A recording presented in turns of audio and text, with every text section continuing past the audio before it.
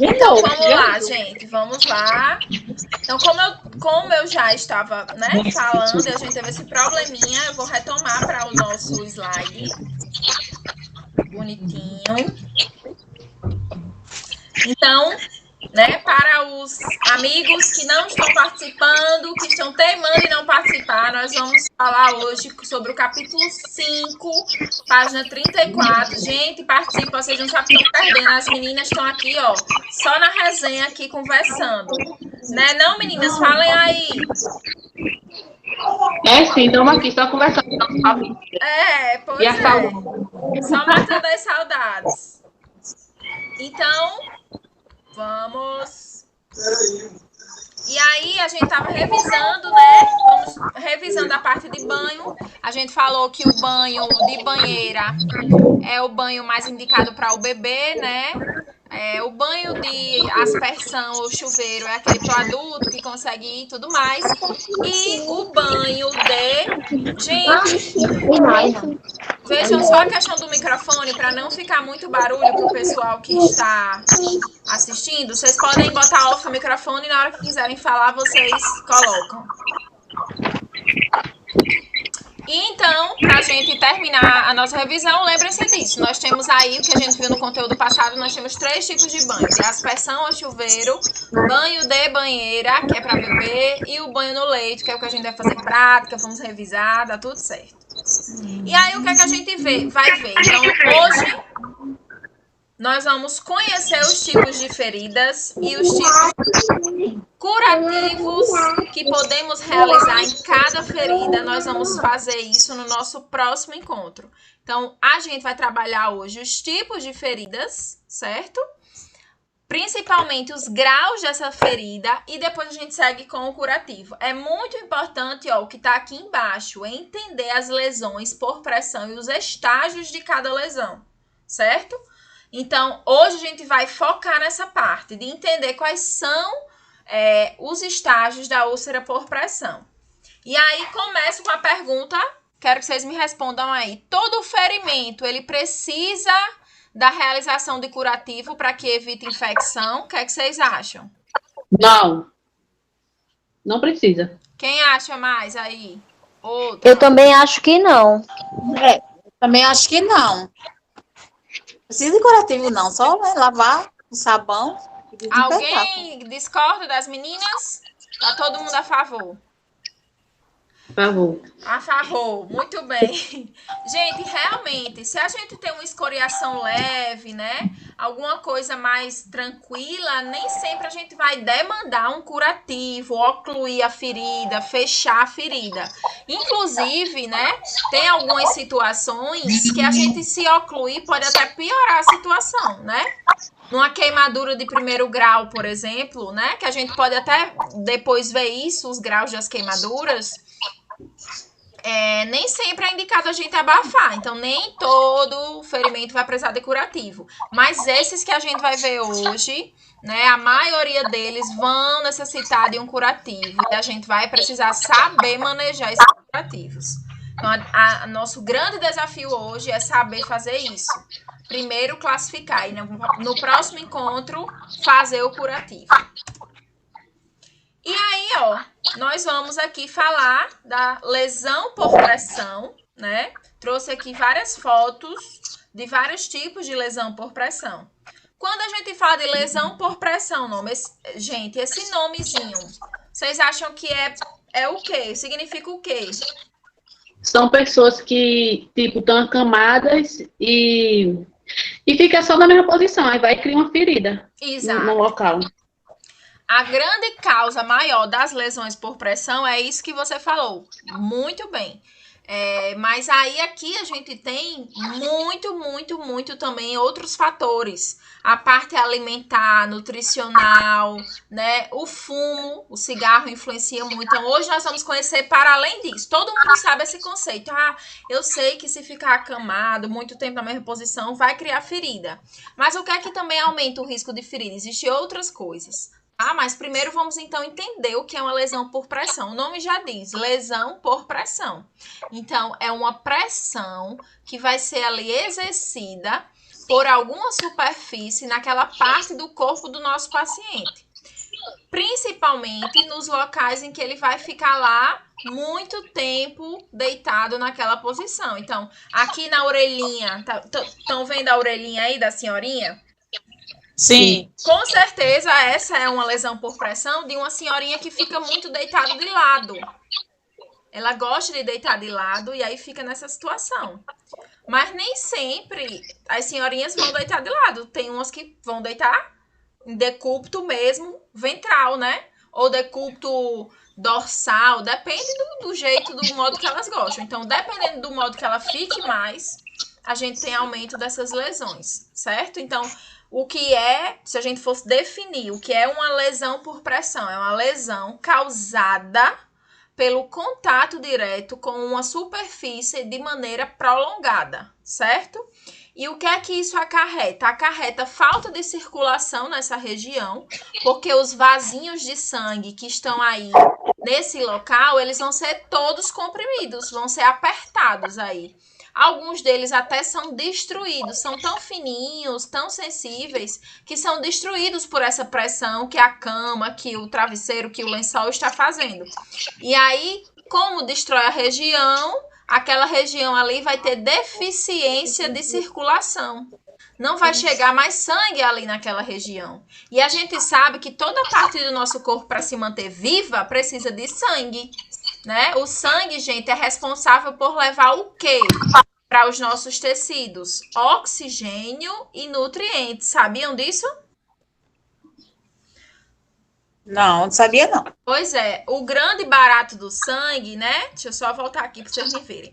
A gente fala muito no sangue, falando da parte de anemia, de tudo mais, mas a gente não entende qual é a importância do sangue. A gente sabe que se perder sangue, morre, né? Mas o que a gente tem que entender é o papel do sangue. O sangue é um líquido corporal, um fluido, que vai levar para os tecidos do nosso corpo, ou seja, por isso que ele precisa chegar em todo local do nosso corpo, na pontinha da orelha, na ponta do nariz, até intestino, rim, enfim, os órgãos mais importantes. Por quê? Porque é através dele que nosso tecido do nosso corpo, nossas células se mantêm vivas. Porque é o sangue que vai transportar oxigênio para as nossas células e transportar nutrientes. Então, se eu tenho lá uma lesão no local que teve lá muito atrito, muito contato, destruiu o vaso sanguíneo daquela região, não vai chegar mais sangue. E aí aquela região vai começar a morrer. Daí que surge a ferida. Daí que surge a lesão. Então, a lesão ela é causada primeiro por uma compressão, um cisalhamento, né? Aquele contato, aquela fricção que vai destruir os vasos sanguíneos daquela região e, consequentemente, a gente vai ter aí a perca de circulação naquele local. Perdeu circulação, perdeu oxigênio, perdeu nutriente. O tecido morre, vai morrer. Por isso que aparece uma ferida. Então, essa é a fisiopatologia. Como é que ocorre uma úlcera por pressão? A explicação é por falta de circulação. Falta de circulação naquela região. O vaso sanguíneo quebra, se rompe pela pressão, que é muito grande, para de chegar sangue ali, para de nutrir aquela pele, de levar oxigênio para aquela pele, e a pele começa a morrer e aparece a ferida. Todo mundo entendeu como é que é formado? Sim. Entendeu. Show, Sim. ficou bem claro, né? Então Sim. tá ótimo. Ficou, Top. professor. Maravilha. E aí, gente, aqui tá o que eu já falei, né? Então, a definição, aí é para se vocês quiserem anotar, depois para lá o vídeo, né, que vai ficar gravado, aí vocês copiam. No livro também tem, tá? Então, lesão ou úlcera por pressão, o que é que significa? É definida como qualquer lesão causada por uma pressão não aliviada que resulta em um dano nos tecidos subjacentes, como o tecido subcutâneo, o músculo, as articulações e até ossos. Tem ferida que é tão extensa, tem úlcera que é tão grande, que corrói e chega lá até o osso mesmo do paciente, né? Então, o manejo é bem mais difícil. E aí, elas vão ocorrer geralmente em região de proeminência óssea. E são graduadas, classificadas em estágios, que é esses estágios que a gente vai aprender hoje, certo? Então, posso lá classificar em estágio 1, 2, 3 ou 4. É feito assim, em algarismo romanos mesmo, tá? Então, nada mais é do que uma lesão de pele que é produzida quando se exerce uma pressão sobre a região plana ou proeminência óssea, principalmente, provocando um bloqueio sanguíneo, foi o que eu expliquei para vocês. E como consequência, há uma isquemia. O que é isquemia? Perca de circulação, tá? A qual vai produzir degeneração rápida daquele tecido que tá ali. Então, isso aqui nada mais é do que eu já expliquei agorinha para vocês. Tá? Então, antes da gente começar os estágios, eu quero só andar um pouquinho aqui para vocês verem uma coisa. Pronto, é isso que eu quero que vocês vejam. Todo mundo tá vendo essa imagem? Sim. Então, ó, embaixo tá aqui escrito colchão e cama. Aí no meio tá os tecidos, né? A pele embaixo, os tecidos, o músculo e o osso. Então, olha só como é formada a pressão.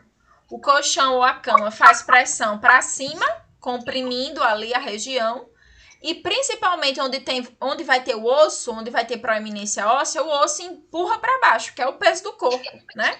Então, quanto mais pesado for o paciente, vocês acham que tem mais chance ou menos chance de ter úlcera? Mais chance. Mais chance. Mais chance, gente. Porque a pressão pelo peso do corpo pode aumentar a tendência a fazer mais pressão ainda naquela região. Professora, mas um paciente muito magrinho vai ter o osso mais pontudo. O osso vai furar mais. Realmente, esse tecido aqui, ó, vai ser menor, certo? Então, claro, se for um magrinho que não tem a pele hidratada, que não tem a pele bem cuidada, ele também vai ter úlcera, porque a pele vai ser muito frágil, o tecido é menos, vai aguentar menos a pressão.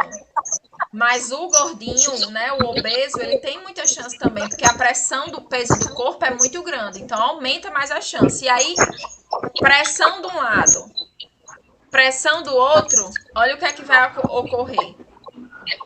Nessa foto primeira da esquerda, nós temos aí o osso e nós temos os capilares bem bonitinhos, os vasos sanguíneos. Já na foto da direita, a gente tá vendo aí tudo destruído. O osso já tá bem pertinho da pele e o vaso sanguíneo, ó, tá todo desregulado, todo bagunçado. Então, é isso que acontece. A destruição da parte circulatória perto do osso. Principalmente pelo peso corporal. Então, o peso empurra para baixo e o colchão, a superfície, a cama empurra para cima. Comprimindo os vasos sanguíneos, vai ficar sem circulação e o paciente vai desenvolver a ferida. Beleza, meu povo? Beleza, todo mundo entendeu. Então, agora vamos falar sobre os estágios, tá? Ok. Para a gente falar dos estágios, a gente vai precisar conhecer as camadas da pele. Então, vou voltar aqui para vocês me verem aqui. Todo mundo lembra aí as camadas da pele? Vocês já viram as camadas da pele? Primeiro eu tenho que perguntar assim, né? Vocês já viram as camadas da pele? Não. Tô lembrada, não. Mas vocês sabem que nossa pele tem várias camadas ou achava que era só uma mesmo? Tem várias camadas. Tem várias camadas, né? A pele, gente, ela é dividida didaticamente, certo? Em 3 camadas, certo? Então, a camada mais interna é o tecido subcutâneo. A camada intermediária é o tecido chamado de derme. E a camada mais interna é o tecido que a gente chama de epiderme, certo? Então, eu vou mostrar aqui uma foto para vocês verem, conseguirem enxergar melhor isso que eu estou falando. Pronto, isso aqui que eu quero que vocês vejam. Então, a nossa pele ela é dividida assim, ó, mais ou menos o que tá aí. Nós temos a epiderme, que é essa área bem fininha, é o couro, vamos dizer assim, da pele. É o que a gente toca, que a gente vê. Aí, mais internamente, tem a derme e mais abaixo tem o tecido subcutâneo. Essas são as 3 camadas da pele. E mais internamente, depois do tecido subcutâneo, é que a gente vai ter os músculos e o osso. Então, é assim que a gente divide as camadas da pele.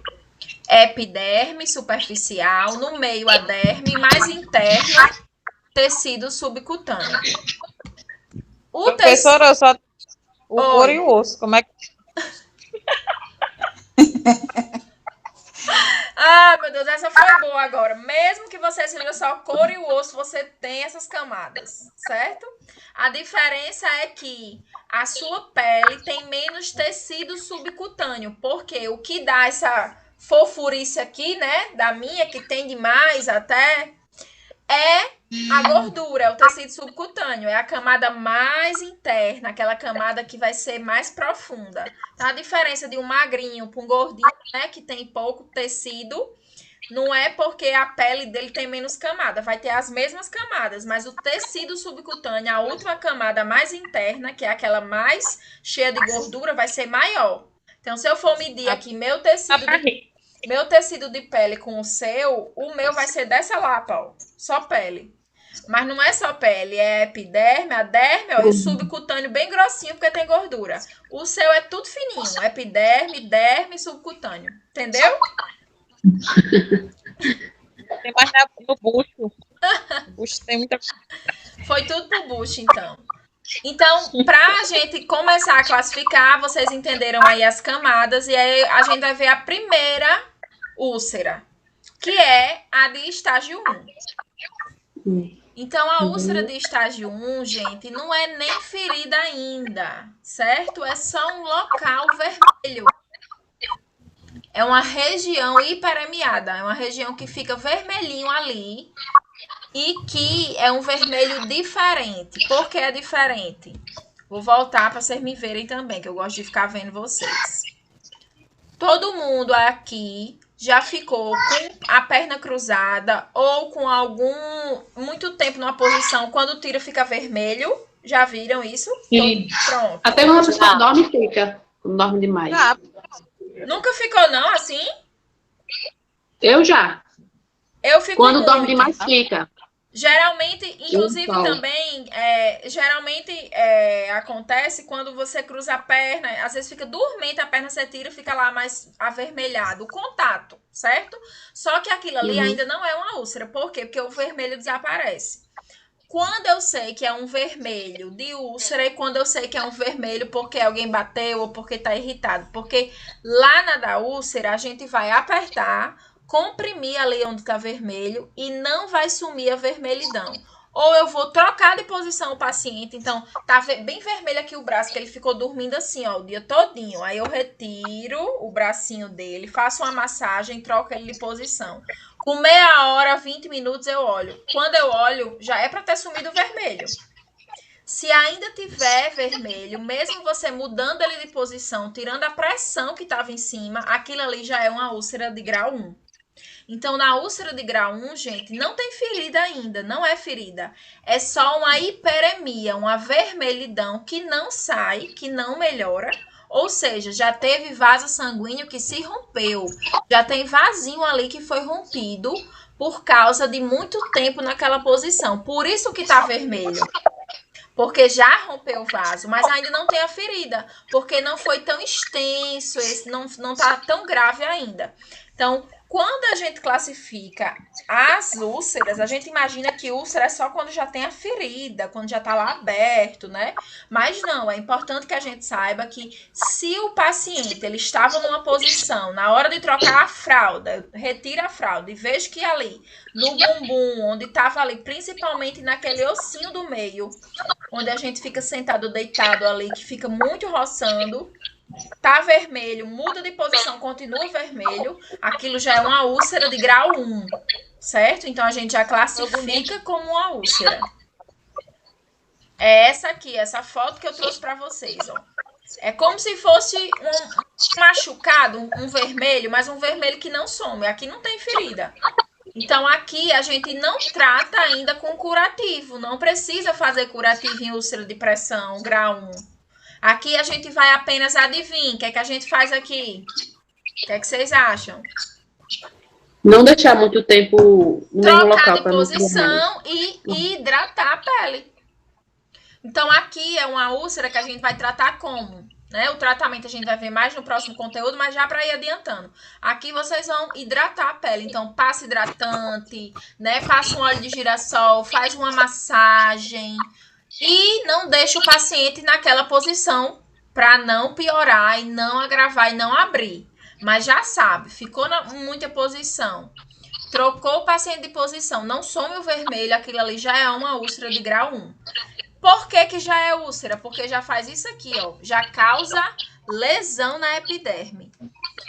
Então, fisiologicamente, né, vendo as camadas da pele, o que é uma úlcera de grau 1? É uma úlcera que vai atingir a camada mais superficial da pele, vai atingir a epiderme, certo?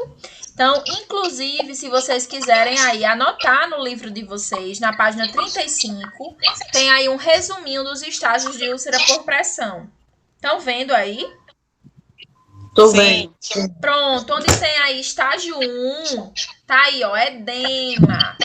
Edema é um inchaço que vai ter. Eritema. Eritema, quem quiser anotar, significa vermelhidão. Então, edema é inchaço, eritema é vermelhidão. Mas a pele ainda está intacta, então não tem ferida. Aí, se quiserem anotar aí que já atinge a primeira camada da pele, já anota para vocês já saberem aí. Então, na úlcera de grau 1, a gente tem a epiderme atingida. É a camada mais superficial da pele. Beleza, galerinha? Beleza. Querem um tempo para anotar? Deu tempo de olhar? Já anotei o meu. Pronto, epiderme, certo? Atinge a epiderme, primeira camada da pele, é mais superficial. Já na úlcera grau 2... Eita, tá tendo interferência danada agora. Alguém aí tá com o microfone dando interferência. É o de Quinha. Acho que é o de Quinha. Pronto. Quinha, mas tu pode falar, vê se tu não deixa de falar não, porque senão eu fico aqui sozinha. Quando você quiser falar, você liga. Então, no estágio grau 2, gente, aqui a gente já vai ter uma perca parcial da pele. Então, aqui a gente já tem uma ferida mesmo, tá? Aqui na grau 1 era só vermelhinho. Na grau 2 não, a gente já vai ter aí uma escarnificação da pele, né? É como se fosse um arranhão, né? Uma coisa que você vê ali por dentro que já tem sangue. Um calo. Quem aqui já teve um calo? Que forma às vezes até uma bolinha, fica vermelhinho. Gente, já tiveram? Já teve. Quando usa sapato. Exato. Sapato. Pronto. Sapatilha. Forma as bolhas. As bolhas, mas aqui vai ser no local que o paciente vai estar lá deitado, certo? Então, aqui a gente já vai ter a perca parcial da pele, já envolve as duas camadas. Então, já anota também aí no livro de vocês, estágio 2, já vai atingir a epiderme e a derme. Então, vai pegar a mais superficial e a do meio. Então, vai pegar epiderme e derme. Ambas as camadas vão estar atingidas. Então, é uma úlcera ainda superficial, certo? Vai apresentar uma abrasão, uma vermelhidão. Pode apresentar bolha, certo? Então, pode ter uma bolinha. Ou pode já abrir uma ferida, formar uma craterazinha. Uma feridinha pequenininha, não profunda, só vermelhinha, sem muita complicação. O que é que eu quero dizer, gente? Eu quero que vocês entendam que essa aqui, ó, que era vermelhinha só, aqui, é ela que evolui para essa, certo? Por isso a importância da gente, quando vê que já tá vermelhinho, começar a hidratar a pele, começar a fazer massagem, trocar o paciente de posição e hidratar mesmo com água também, com líquido, com suco. A hidratação não vai só apenas na questão de hidratar a ferida em si, não. Também é hidratar o paciente, certo? Então, na grau 2, ó, a gente tem isso aqui, a formação, muitas vezes, de uma bolha, e já atinge a epiderme e a derme, certo? Mas não passa disso, não é tão profunda. É como se fosse uma queimadura mesmo, muito parecido com a queimadura. Já a úlcera estágio 3. Aí aqui, gente, aqui a gente vai ter uma cratera mesmo. Vocês estão vendo aí as fotos, são bem feias, né? Mas é bom que vocês já vejam, porque na úlcera, no estágio grau 3, a gente já tem todas as camadas da pele envolvidas. Então, pode envolver a epiderme, a derme e o tecido subcutâneo. Então, destrói toda a pele. Muitas vezes pode chegar até a músculo, gente. Então, é bem profundo mesmo, certo? Aqui a gente tem a perca da pele na sua espessura total. E aí, pode inclusive ter aí já um tecido de necrose, pode já ter aí pus, né? Que é o esfacelo que a gente vai aprender no nosso próximo encontro. Pode ter aí muitos micro-organismos já se proliferando. Então, aqui a gente já tem uma cratera profunda. Então, olha só como é que fica a pele. Destrói todas as camadas da pele e ainda pode pegar músculo. Pode ir até músculo. Então, é bem profundo mesmo. Claro, gente, que para o paciente chegar num estágio desse, com certeza tem alguma coisa aí que não está correto, né? Ou não foi feito direito o manejo, o cuidado no início da úlcera, ou o tratamento não está surtindo efeito, tá? Mas essa aí é bem mais profunda. Então, anotem aí no de vocês que o estágio 3 já atinge as 3 camadas da pele e pode, inclusive, chegar a músculo. Já o estágio 4, aí a gente tem realmente a destruição total de tudo. Aqui a gente tem destruição de toda a pele, de todo o músculo, podendo atingir até o osso. Então, já é muito mais profundo, já é realmente uma lesão em que a gente muitas vezes tem que hospitalizar o paciente tem que ir para o hospital para cuidar dessa ferida e muitas vezes vai precisar fazer enxerto, porque é tão profundo que quando cicatriza não vai ter pele ali, não vai ter mais músculo para regenerar. Então, é difícil o manejo. Esse manejo é um manejo em conjunto, não é só a gente como cuidador. Aqui a gente precisa de uma equipe, né, médica também, precisa também da orientação de um enfermeiro para a gente manejar isso aqui correto. Muitas vezes o paciente vai precisar tomar também medicação, vai tomar medicação de fora, certo? Vai tomar por via oral, não vai passar só medicação na lesão. Vai ter que tomar um antibiótico, vai ter que tomar alguma coisa para inibir a infecção, tá? Porque se uma bactéria aí colonizar essa região, imagine aí a complicação que o paciente vai ter. Então, essa aqui, ó, é a foto da destruição total de todas as camadas da pele. Então, a gente vai ter aí um dano realmente bem grande. Não é algo pequeno, não. A gente vai ter a destruição por completo. Então, eu queria com isso que vocês entendessem, gente, que a classificação das úlceras é uma parte muito importante da avaliação. Então, a gente precisa saber que existem esses graus, né? Saber que existe lesão mesmo, que pode ter infecção ali presente, que pode ter tecidos infectados. E se a gente sabe cuidar daquilo, a gente evita que o paciente até morra. Muita gente acha, né, que ferida não mata, que ninguém vai morrer porque tem uma ferida. Mas a maioria dos nossos pacientes que vão a óbito e que tinham úlcera, a úlcera interferiu diretamente naquele tratamento. Seja pela complicação do que ele já tinha, certo? Ou seja, realmente pela causa, a úlcera sendo a causa da morte. Por quê? Aquela bactériazinha que está ali naquela ferida, ela pode migrar para a corrente sanguínea e causar uma infecção generalizada. Então, o paciente pode sim apresentar sinais sistêmicos. Um paciente que tem uma ferida, ele pode apresentar febre, ele pode apresentar dor no corpo. Ele pode, claro, estou falando aqui de uma ferida de 4º grau, 3º grau, tá? Se for só uma bolhazinha, uma vermelhidão, não é comum. Mas se ele já tem uma ferida infectada e profunda, grau 3, grau 4, ele pode morrer da ferida. por causa de uma infecção generalizada. Então, muita atenção aos pacientes que têm ferimento, que têm ferida, né? Principalmente se for por úlcera e se tiver esses fatores aqui que eu trouxe para a gente ver como pode complicar mais esses fatores. São fatores, gente, que vão agravar a situação do paciente, tá? Então, o paciente já tem uma lesão e essa lesão ela vai ser agravada pelo quê? Então, ó, déficit nutricional. Muito importante dizer que o paciente, para a gente ter regeneração de ferida em qualquer pessoa, não é só no acamado não, certo? Qualquer pessoa, a gente precisa de um ingrediente muito importante que é a albumina. É uma proteína, gente. Então, é uma proteína que é muito importante. Proteínas de maneira geral, né? Que vão ajudar no revestimento daquela pele.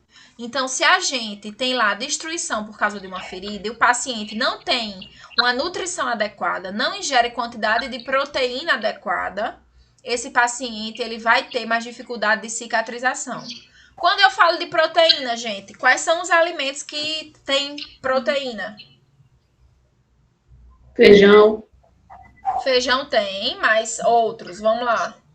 verduras, fruta, essas coisas. Eu acho. Legumes. Essas nem tem tanto, sabia? O que mais tem proteína é carne. Carne vermelha, Vou professor? voltar aqui para falar, porque aí vão ficar loucos, vão querer bater em mim. Gente, as frutas, verduras, leguminosas como o feijão, né? Eles têm bastante nutrientes importantes. Tem muitas vitaminas, muitos minerais. Tem realmente também um aporte de proteína, mas não é tanta proteína assim. Um dos vegetais que tem mais proteína é, por exemplo, a couve. A couve tem muita proteína. Outro também que tem é a couve-flor, que é aqueles bichinhos, né? Parece uma florzinha.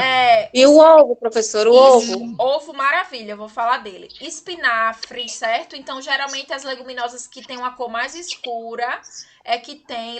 Escura verde, que eu digo. Tem realmente mais aporte de proteína. Mas onde a gente mais vai encontrar proteínas são em derivados de animais, né? Quando eu digo derivados de animais, é a carne. Que não necessariamente precisa ser a carne vermelha, certo? Peixe, frango, a própria carne em si, elas são o maior aporte de nutrição para o paciente. E o ovo é maravilhoso. O ovo entra como um ingrediente muito importante, barato, acessível e que tem bastante aporte proteico, principalmente na clara, certo? A gema tem aporte bom também de outras coisas, né? Algumas vitaminas, gordura, tem gordura na gema também, mas onde mais tem proteína é na clara, certo? Então, tem que o paciente que está com a ferida, comer ovo para ele é ótimo, certo? É maravilhoso, porque vai dar aporte de proteína, vai ajudar na regeneração. E também comer carne, gente. Quando eu digo carne, não necessariamente é a carne vermelha, mas a ofertar porção de carne na dieta do paciente. A gente tem muita mania de fazer papinha para idoso, não é? É verdade. Então tá com... Comida pastosa. porque só come comida pastosa, tem dificuldade de comer, aí a gente faz o quê? Vamos botar cenoura, batatinha, chuchu, ferver, bater no liquidificador, tá pronto a janta do idoso, tá pronto o almoço do idoso. É igual a criança, a gente também faz isso. Aí não bota um pedaço de carne, não bota um frango, não bota um ovo, um peixe. Aquele alimento, aquela refeição daquele paciente não vai ter nada de proteína praticamente. Vai ter realmente alguma proteína da origem vegetal, mas o aporte de proteína mesmo que a gente tem é no aporte animal. Então, tudo que vem derivado de animais, o ovo, o queijo tem proteína, o leite tem proteína, certo? Mas também a própria carne. Então, muito importante isso, certo? Só existe uma leguminosa e realmente, quando a gente substitui, dá aporte de proteína parecido, que é a soja. Por isso que aí, vocês já ouviram falar, tem carne de soja, não tem, né? Um monte de coisa de soja. Pronto, leite de soja até, porque realmente ela dá muita proteína, mas a soja, dependendo do tipo de soja, tem muito a produto químico, né? É um alimento transgênico, então é bem melhor dar realmente um ovo, dar realmente um frango. E horrível, porque esse lote é muito ruim. Se você não souber preparar, é horrível, né? Tem gente que eu, às vezes, até como misturado, feito assim, mais bem temperado, mas não é uma coisa gostosa, não. Tá? Então, entendam isso. Para cicatrizar, o paciente tem que comer bem. Principalmente aumentar o aporte proteico. Então, aumenta a ingestão de proteína mesmo, tá? Então, vai dar um ovinho, não esquece. Todo paciente, ele precisa de aporte de proteína. Não é porque não consegue comer. Bate no liquidificador, processa, mas tem que ir proteína no prato do paciente. Ficou entendido isso? Sim. Pronto. Além disso, ó, outro fator que pode interferir na parte da cicatrização é se o paciente tem anemia, tá? Então, é bom investigar a questão da anemia. Se o paciente tiver anemia, aumentar a ingestão aí de alimentos que tenham ferro. Aí, aqui a gente fala do feijão, a gente fala da couve também, beterraba, fígado tem muito também, né? O fígado em carne, que eu tô dizendo. Né? Hã? Tô falando fígado de boi, é muito bom só comer, ainda mais mal passado, que eu acho que é melhor. Porque também, passado é ruim. Delícia. Eu amo fígado de boi. Tem gente que tem nojo, mas eu adoro. Ah, eu também. Mas o fígado tanto faz. Meio mal passado, ele vai dar aporte de proteína, de ferro do mesmo jeito. Do mesmo jeito. Então, muito importante, viu, gente? A gente botar na dieta do paciente alimentos enriquecidos com ferro. E, claro, se tiver um grau de anemia muito grande, aí o paciente vai ter que tomar sulfato ferroso, certo? E tem que investigar também a causa da anemia. Tem vários tipos de anemia. Então, tem que ver o que está por trás de anemia. Se é só deficiência na alimentação ou se é alguma outra anemia, alguma outra coisa, tá? Então, lembrem disso. Nutrição e anemia pode piorar a cicatrização. Além disso, deficiências de vitamina A, C e E. São vitaminas que a gente adquire também na alimentação, gente. A vitamina A é muito comum nos legumes e verduras carotenoides, que são aqueles legumes que têm a cor laranja, como a cenoura, o pepino vermelho também, né? A tomate que é vermelha. Então, são alimentos que têm a coloração alaranjada para avermelhada. Vitamina C nem se fala, né? Laranja, limão, acerola, goiaba. É muito importante que se diga, gente, que a goiaba tem mais vitamina C que uma laranja. Tem gente que acha que só laranja e limão que dá vitamina C, mas não é não. A acerola também tem muita vitamina C e ajuda bastante. Como também a vitamina E. A vitamina E a gente também encontra muitos vegetais, na maioria deles a gente tem aporte de vitamina E, né? Então, lá no alface, na tomate, no pepino, no chuchu, né? Tem que aumentar o aporte dessas substâncias no paciente. Por quê? Porque essas vitaminas, elas funcionam e vão auxiliar na síntese de colágeno. Colágeno é como se for, o nome tá dizendo, uma cola. É ele que vai unir lá os fragmentos lá naquele ferimento e vai ajudar na regeneração da pele. Então, para crescer uma nova pele ali, a gente precisa dessas proteínas e dessas vitaminas que vão auxiliar na síntese de colágeno para regenerar a pele. Então, nunca esqueça, o paciente está com ferida, gente, tem que hidratar ele e tem que dar comida realmente com proteína, né? Levar uma comida decente com essas vitaminas, certo? Ficou entendido isso, gente? Sim. Show de bola. Show de bola. Outros fatores que eu quero que vocês saibam são esses aqui. Esses aqui são, né, do mal. Fumo. Então, se o paciente fuma, pode interferir, né, negativamente, tá? Para a cicatrização, porque a nicotina, ela vai prejudicar a cicatrização. A idade avançada, porque a pele já vai ser mais sensível, já vai ser mais, né, mais debilitado. O estado psicológico, então se o paciente está muito desmotivado, gente, a parte psicológica influencia em tudo, viu? O paciente tem que estar bem, acreditar que vai fechar aquela ferida, que vai cicatrizar para dar certo. Procedimentos cirúrgicos, mina, tem alguém querendo entrar agora nessa... Ana Lúcia, permitir. Então, procedimentos cirúrgicos, gente, né? Por quê, gente? Vocês acham que uma cirurgia pode aumentar a úlcera por pressão? Porque vai ficar muito tempo lá na mesma posição no centro cirúrgico, né? Então, ali, ficando na mesma posição, aumenta a chance de ter também úlcera. E, além disso, o paciente que tem problema de incontinência urinária ou incontinência de fezes, que usa fralda, porque sempre vai ser um ambiente ali. Eita, acho que foi a Ana Lúcia que entrou agora, que tá uns carros passando, tem um monte de zoada aí no áudio dela. Oi, Ana Lúcia, eu vou só desligar seu áudio, mas pronto, ela desligou. Ótimo. Então, tudo isso vai influenciar para o mal, viu? Idade avançada, estado psicológico, a questão do tabagismo, procedimentos cirúrgicos e quem faz cocô, xixi, né? Em fralda, por exemplo, é péssimo porque fica um ambiente ali mais acessível para assaduras. A gente sabe que no bebê é assim e no idoso não vai ser diferente. Então, para a gente finalizar, cuidados gerais aqui, certo? Inspecionar a pele pelo menos uma vez diariamente. Então, sempre olhem a pele do paciente de vocês.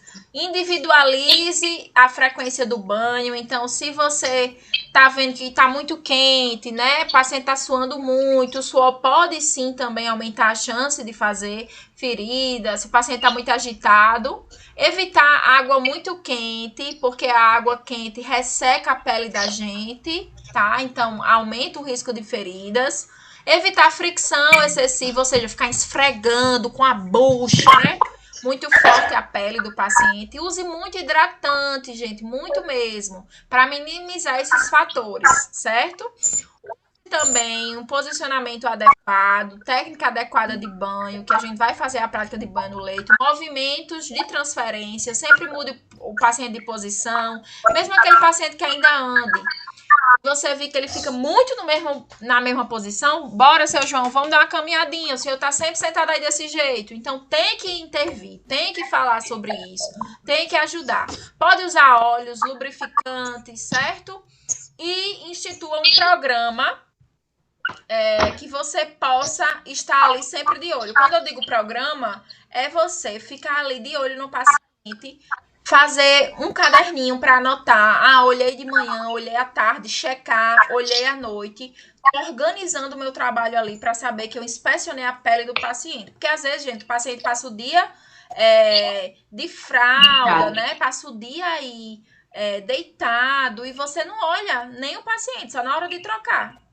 E aí, quando você vai olhar, já tá cheio de lesão, certo? Gente, então hoje o nosso intuito era esse. Vocês gostaram? Gostei, adorei, professora. Foi muito bom, boa né? aula. Muito boa. Foi ótimo. Eu também amei estar com vocês. Maravilha. Que bom que vocês gostaram. A gente pode fazer o nosso próximo encontro também online para a gente ir se conversando e falando mais. Sim. Pronto. Vou combinar para a gente próximo sábado também fazer, porque a gente vai falar de curativo, né? Aí a gente une uma coisa à outra, certo? Mas vai ter o exercício da mesma forma, tá bom? Então, a gente vai fazer o nosso exercício. Vai lá no formulário. O formulário as meninas vão mandar ainda hoje para vocês. Ou no máximo segunda-feira. Sobre hoje. Sobre o que a gente viu agora. Certo? Então, a gente vai ver o que a gente viu agora. O que vai ter no exercício é o que a gente viu hoje, agora. Certo? Sobre esse capítulo 5, tá bom? Então, façam o exercício, elas vão mandar. Se não mandar hoje, manda segunda, porque o horário delas é um pouco diferente, né? Mas até segunda vai chegar para vocês. E também vai ter a gravação. Para quem entrou depois, para quem quiser rever, também vai ter a gravação para vocês verem, certo? Sim, você tá falando que é o que vai chegar pelo celular, no grupo? Isso. Porque no livro não tem. Não, aquele que a gente manda, que você entra no link e responde. Entendi. Pronto, a gente vai mandar sobre hoje o que a gente viu. Aí, se você quiser rever a aula, também vai estar gravado, vocês vão ver do mesmo jeito, certo? Hoje não tem livro, porque hoje não é um livro, tem muitas coisas interessantes. Pronto, exatamente. Aí eu vou mandar para vocês isso aqui, não se preocupem, certo? Pois um beijo, gente. Foi ótimo vê-los e vê-las. A gente se encontra, estudem e se cuidem, que já já a gente tá de volta, se Deus quiser, tá? Tchau! Tchau, professora.